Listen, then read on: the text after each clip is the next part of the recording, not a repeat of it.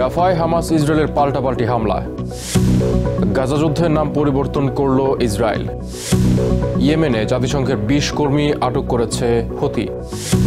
ইরানে মোসাদ গুপ্তচরের মৃত্যুদণ্ড কার্যকর। মধ্যপ্রাচ্যের অর্থনৈতিক ও রাজনৈতিক সহ সবশেষ খবরাখবর আপনাদের সামনে এক নজরে তুলে ধরছি আমি শোয়েব আক্তার।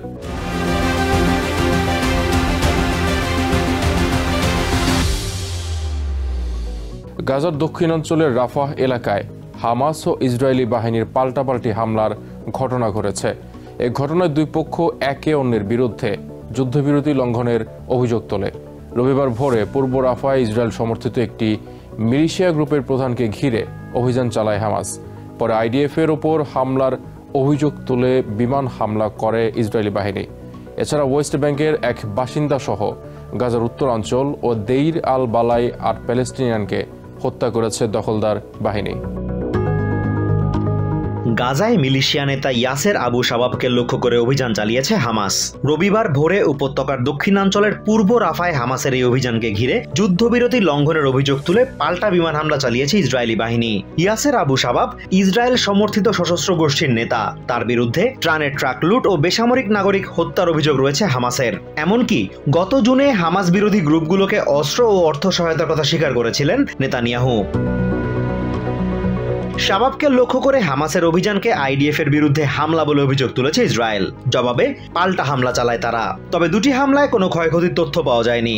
অন্যদিকে ইসরায়েলি অভিযোগ অস্বীকার করে এক বিবৃতিতে হামাস জানিয়েছে তারা যুদ্ধবিরতি চুক্তির প্রতি প্রতিশ্রুতিবদ্ধ। হামাস কর্মকর্তা ইজ্জাত আল রিশাক টেলিগ্রাম চ্যানেলে পাঠানো এক বিবৃতিতে বলেন, ইহুদিবাদী দখলদার বাহিনী বারবার চুক্তি লঙ্ঘন করছে। তারা তাদের অপরাধকে ন্যায্যতা দিতে তুচ্ছ অজুহাত তৈরির চেষ্টা করছে।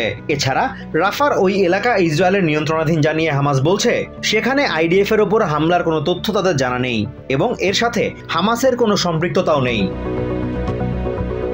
এর আগে ইউএস স্টেট ডিপার্টমেন্ট থেকে এক বিবৃতিতে হামাসের বিরুদ্ধে বেসামরিক নাগরিকদের লক্ষ্য করে হামলার পরিকল্পনা করার অভিযোগ তোলা হয়। যুদ্ধবিরতির অন্যান্য মধ্যস্থতাকারী দেশকে হামাসের সম্ভাব্য চুক্তি লঙ্ঘনের বিষয়ে অবহিত করা হয়েছে জানিয়ে বিবৃতিতে আরো বলা হয় তারা হামাসকে চুক্তি মেনে চলতে আহ্বান জানিয়েছে। এ ধরনের লঙ্ঘন চালিয়ে গেলে যুদ্ধবিরতি রক্ষায় ব্যবস্থা নেওয়ার হুঁশিয়ারি দেওয়া হয়। স্টেট ডিপার্টমেন্টের অভিযোগ অস্বীকার করে হামাস জানায় এসব মিথ্যা অভিযোগ ইসরায়েলের প্রচারণার প্রতিফলন। বরং দখলদার বাহিনী প্যালেস্টিনিয়ান বেসামরিক নাগরিকদের হত্যা, অপহরণ, ত্রাণের ট্রাক চুরি এবং লুটপাটে অর্থায়ন করেছে। প্রচারণামূলক ভিডিওতে তারা এটি স্বীকারও করেছে। তাদের এসব অপরাধ ঠেকাতে গাজার পুলিশ জনগণের সমর্থনে আইন অনুসরণ করে অপরাধীদের বিরুদ্ধে পদক্ষেপ নেয়। রাফায় উত্তেজনার মধ্যে গাজার উত্তরাঞ্চলে বিমান হামলা চালিয়ে ২ প্যালেস্টিনিয়ানকে হত্যা করেছে ইসরায়েলি বাহিনী। এছাড়া ওয়েস্ট ব্যাংকের নাবালুসেও এক ব্যক্তিকে গুলি করে হত্যা করেছে দখলদার বাহিনী। অন্যদিকে দেইর আল বালায় ইসরায়েলি হামলায় ৫ জনের মৃত্যুর খবর দিয়েছে আল আকসা হাসপাতাল। Azimur Rashid Kanak, TVN24 news desk. গাজায় চালানো আগ্রাসনের নতুন নাম দিয়েছে ইসরায়েল। যুদ্ধের নাম পরিবর্তনে রবিবার প্রধানমন্ত্রী বেঞ্জামিন নেতানিয়াহুর একটি প্রস্তাব অনুমোদন করে মন্ত্রিসভা। প্রস্তাবে গাজা যুদ্ধকে সোর্ডস অব আয়রন বা লোহার তরবারি থেকে দ্য ওয়ার অব রিভাইভাল বা পুনরুজ্জীবনের যুদ্ধ নাম দেওয়া হয়। যুদ্ধবিরতির মাধ্যমে যার অবসান ঘটেছে বলেও দাবি করা হয়, যদিও গাজায় এখনও বিচ্ছিন্নভাবে হামলা অব্যাহত রেখেছে আইডিএফ। এদিন মন্ত্রিসভার বৈঠকে নেতানিয়াহু বলেন, যুদ্ধের নতুন নামকরণ ৭ অক্টোবরের হামাসের হামলার প্রেক্ষাপট থেকে ইসরায়েলের মুক্তির পথে উত্তরণের স্বাক্ষর। তিনি ইরানের বিরুদ্ধে অপারেশন রাইজিং লায়নের কথা উল্লেখ করে সমগ্র অভিযানকে ইসরায়েলি জনগণের মুক্তি ও স্বাধীনতা যুদ্ধের ধারাবাহিকতা হিসেবে অভিহিত করেন। আমরা ৭ অক্টোবরের হামলাকারী শত্রুদের তীব্র যুদ্ধ ফিরিয়ে দিয়েছিলাম। অবশেষে ২ বছরের টানা লড়াই শেষে আমরা জেগে উঠেছি। আমরা এই সময়ে ইরানি হুমকিও দূর করেছি এবং ইসরায়েলের ভূমিতে জাতীয় মুক্তি প্রতিষ্ঠা করেছি।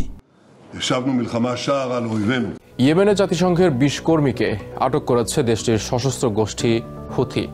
রবিবার হুথি নিয়ন্ত্রিত রাজধানী সানায় জাতিসংঘের বিভিন্ন সংস্থার কার্যালয়ে অভিযান চালিয়ে তাদের ব্যবহৃত কম্পিউটার ও মোবাইল ফোন সহ অন্যান্য সরঞ্জাম জব্দ করে হুথিরা। জিজ্ঞাসাবাদের পর ১১ জনকে ছেড়ে দেওয়া হয়েছে। সশস্ত্র গোষ্ঠীটির অভিযোগ, জাতিসংঘের কর্মীরা হুথি বিরোধী গুপ্তচর হিসেবে কাজ করে।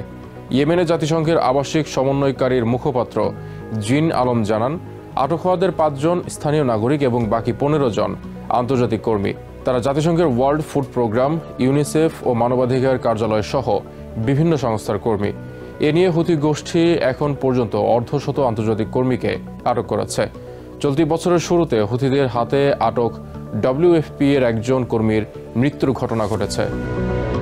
ইসরায়েলের গোয়েন্দা সংস্থা মোসাদের হয়ে গুপ্তচর বৃত্তির অভিযোগে ইরানে এক ব্যক্তির মৃত্যুদণ্ড কার্যকর করা হয়েছে। রবিবার এক প্রতিবেদনে রাষ্ট্রীয় বার্তা সংস্থা ইরনা জানিয়েছে, কৌম প্রদেশের কেন্দ্রীয় শহরে প্রাদেশিক বিচার বিভাগের রায়ে এই দণ্ড কার্যকর হয়। প্রাদেশিক বিচার বিভাগের প্রধান হোজ্জাতোসলাম কাজেম মোসাভি জানান, দণ্ডিত মোহারেবে 2023 সালের শেষ দিক থেকে ইসরায়েলি গোয়েন্দা সংস্থার হয়ে কাজ শুরু করে। ইসরায়েলি একজন কর্মকর্তার সাথে ওই দণ্ডিত ব্যক্তি বৈঠকের কথা স্বীকার করেছে বলেও জানান তিনি। মোসাভি বলেন, সুপ্রিম কোর্টের নিম্ন আদালতের রায় বহাল রাখা এবং ক্ষমার আবেদন প্রত্যাখ্যান করার পর দণ্ড কার্যকর করা হয়। ইরানে মোসাদের সাথে যে কোনো ধরনের সম্পৃক্ততা রাষ্ট্রদ্রোহ হিসেবে বিবেচনা করা হয়। এর জন্য কঠিন শাস্তির বিধান রয়েছে ইরানের সংবিধানে। এক নজরে প্রতিদিন মধ্যপ্রাচ্যের খবর জানতে চোখ রাখুন TVN 24 নিউজ নেটওয়ার্কের ইউটিউব ও ফেসবুক পেজে। নিউ ইয়র্ক থেকে সম্প্রচারিত TVN 24 টেলিভিশন বিশ্বজুড়ে বাঙালির কণ্ঠস্বর।